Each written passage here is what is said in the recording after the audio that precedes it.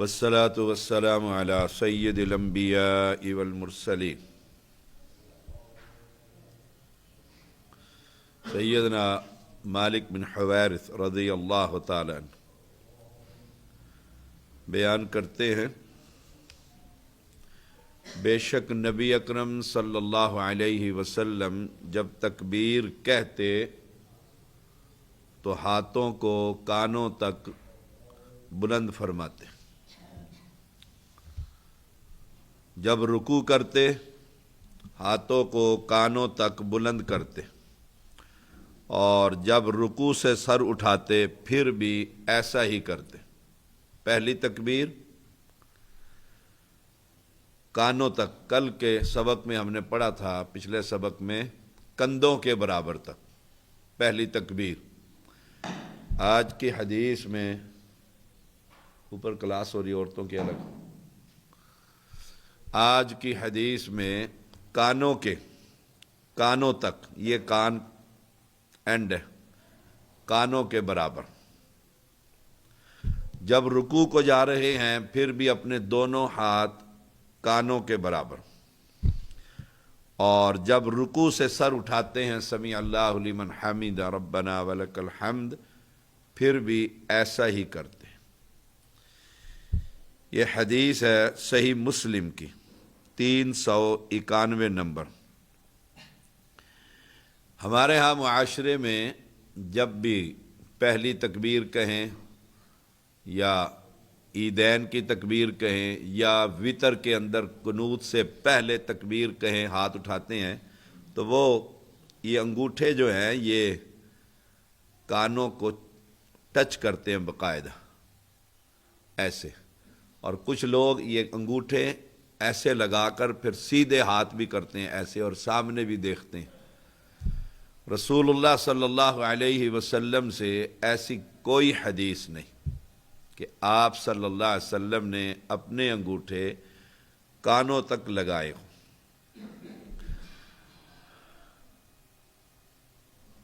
امام البانی رحمہ اللہ فرماتے ہیں یہ کانوں کو لگانا انگوٹھوں کا یہ بدعت ہے۔ صحیح طریقہ، مسنون طریقہ رسول اللہ صلی اللہ علیہ وسلم کا کیا ہے؟ ہتھیلیاں، یہ کندھے یا کانوں تک اٹھانا ہے، لگانا نہیں ہے۔ اور ہاتھ اٹھانے میں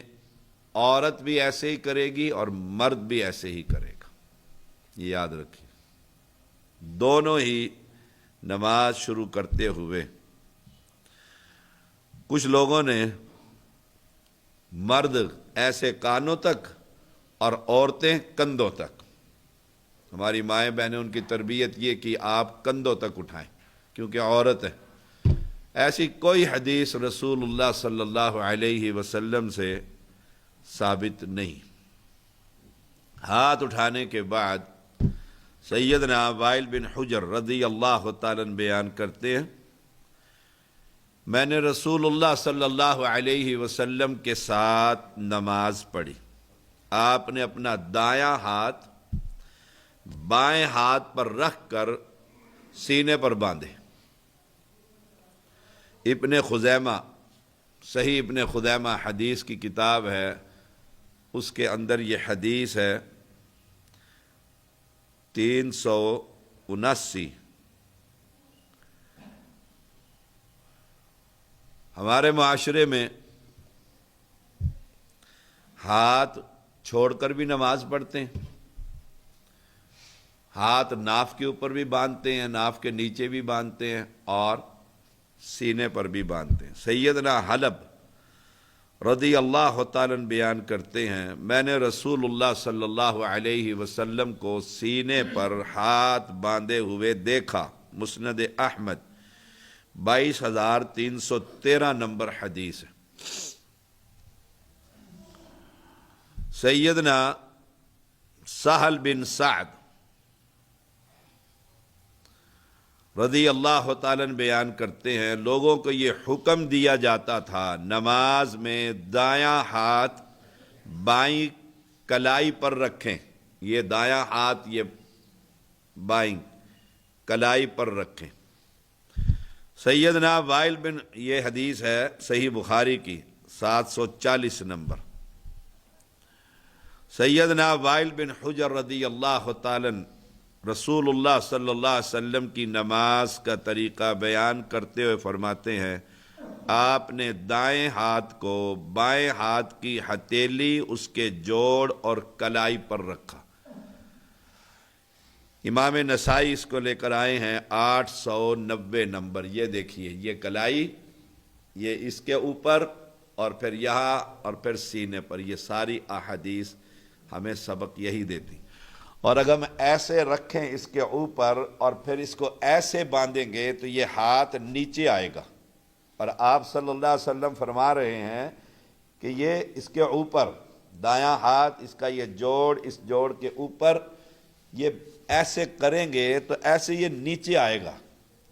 پریکٹیکل ہی غلط ہے۔ صحیح طریقہ کیا ہے کہ اس کو اس کے اوپر رکھ کر دائیں ہاتھ کو بائیں ہاتھ پر رکھیے، تو پھر آپ اس کو اگر ناف کے نیچے لے کر جائیں گے تو یہ سٹائل غلط ہو جائے گا، یہ ہاتھ نیچے آ جائے گا۔ یہ دائیں ہاتھ کو بائیں ہاتھ پر رکھیے، تو یہ اگر دائیں ہاتھ کو بائیں ہاتھ پر رکھیں گے اور پھر سینے پر رکھیں گے اور کلائی کلائی پر آئے گی تو ساری احادیث پر عمل ہو جائے گا۔ اب ہمارے معاشرے میں کیا ہوتا ہے کہ مرد وہ ناف پر ہاتھ باندھتا ہے، اور انہی کے گھر والے، ہماری مائیں بہنیں بیٹیاں، وہ سینے پر ہاتھ باندھتی۔ یعنی یوں کہہ لیں آپ، کوئی بھی عورت، وہ کسی بھی اہل السنہ کے جو 4 مسلک ہیں، کوئی بھی عورت ہاتھ چھوڑ کر نماز نہیں پڑھتی، وہ سینے پر ہی باندھتی ہیں۔ نماز کو سکھلایا ہی انہیں یہ گیا کہ آپ نے سینے پر ہاتھ باندھنے، اور مرد کو سکھایا گیا بچے کو کہ آپ نے ناف پر باندھنے۔ رسول اللہ صلی اللہ علیہ وسلم سے کسی بھی حدیث کی کتاب میں کوئی صحیح حدیث نہیں کہ آپ صلی اللہ علیہ وسلم نے فرمایا ہو کہ مرد سینے سے نیچے، ناف کے نیچے باندھے، اور جو عورت ہے وہ سینے پر باندھے۔ وہ کوئی ہم سے پوچھتا ہے نا ہاتھ کہاں باندھے، ہم کہتے ہیں اپنی امی سے پوچھو، اپنی امی سے پوچھو کہاں باندھتی ہیں۔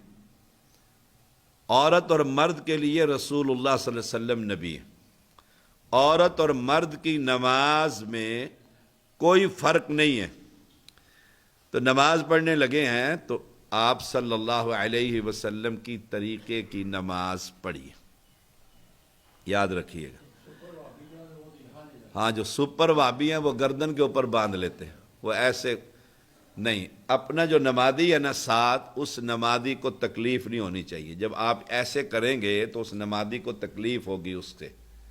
ساتھ والے نمازی کو اسے تکلیف نہیں دینی۔ مسلمان کا خیر خواہ ہے، بھائی ہے، وہ نماز میں، سفر میں، گاڑی میں، باہر تکلیف نہیں دینی۔ تو اس لیے جسے آپ سینہ کہتے ہیں نا، حدیث میں آتا ہے دل جو ہے، دل صحیح تو سارا جسم صحیح، دل خراب تو سارا جسم خراب۔ تو دل پر ہاتھ وہ سینہ ہے۔ دل کا جب اٹیک ہوتا ہے، اللہ نہ کرے کسی کو، تو وہ پھر درد کہاں ہوتا ہے؟ سینے پر، گردن پہ نہیں ہوتا، یہاں اوپر نہیں ہوتا۔ تو ہاتھ باندھنے کا طریقہ باقی رہا۔ سیدنا علی رضی اللہ تعالیٰ سے ایک حدیث آتی ہے، فرماتے ہیں ان من السنتی، لفظ حدیث کے سنت یہ ہے کہ دائیں ہاتھ کو بائیں ہاتھ پر رکھ کر ناف کے نیچے باندھا جائے۔ ہمارے پاس کتاب لائبریری میں موجود ہے، کوئی بھائی دیکھنا چاہے تو میں لے آؤں گا، کئی مرتبہ دکھائی ہے۔ الہدایہ کتاب ہے، قرآن کے بعد اہل السنہ کی، اہل سنت والجماعت کی، حنفی دیوبندی حیاتی، حنفی دیوبندی مماتی، بریلوی، جتنے بھی حنفی بھائی ہیں ہمارے، ان سب کی بڑی مستند کتاب جو ان کے مدارس میں باقاعدہ پڑھائی جاتی ہے۔ یہ حدیث وہ لے کر آئے ہیں کہ علی رضی اللہ تعالیٰ فرماتے ہیں دائیں ہاتھ کو بائیں ہاتھ پر رکھ کر تحت السرہ، ناف کے نیچے رکھا جائے، اور نیچے ہی لکھا ہوا ہے، چھاپی بھی انہوں نے، خرید کر بھی میں وہ کون ہے؟ مولانا غلام اللہ کا مکتبہ تعلیم القرآن، وہاں سے میں خود خرید کر لایا ہوں، چھاپا بھی ان کے، نیچے لکھا ہوا ہے یہ حدیث صحیح نہیں، متفق علی ضعف، اس کے ضعیف ہونے پر تمام محدثین کا اتفاق ہے، خود ہی لکھا ہوا ہے انہوں نے نیچے وہاں پر، تو یہ حدیث صحیح نہیں ہے۔ اور اس کی جو سند ہے اس میں عبد الرحمن بن اسحاق الکوفی الواسطی اور زیاد بن زید، یہ مجہول لوگ ہیں، ان کا پتہ ہی نہیں آگے پیچھے کا کون ہے۔ تو عورتوں اور مرد کی طریقے کی نماز جو ہم نے علیحدہ کی، ہم ان سے پوچھتے ہیں، ہم سے پوچھتے ہیں آ کر ہاتھ کہاں باندھیں، ہم پوچھتے ہیں آپ لوگوں نے تفریق کی ہے، ہماری تو عورت بھی سینے پر ہاتھ باندھتی ہے، ہمارا تو مرد بھی سینے پر ہاتھ باندھتا ہے،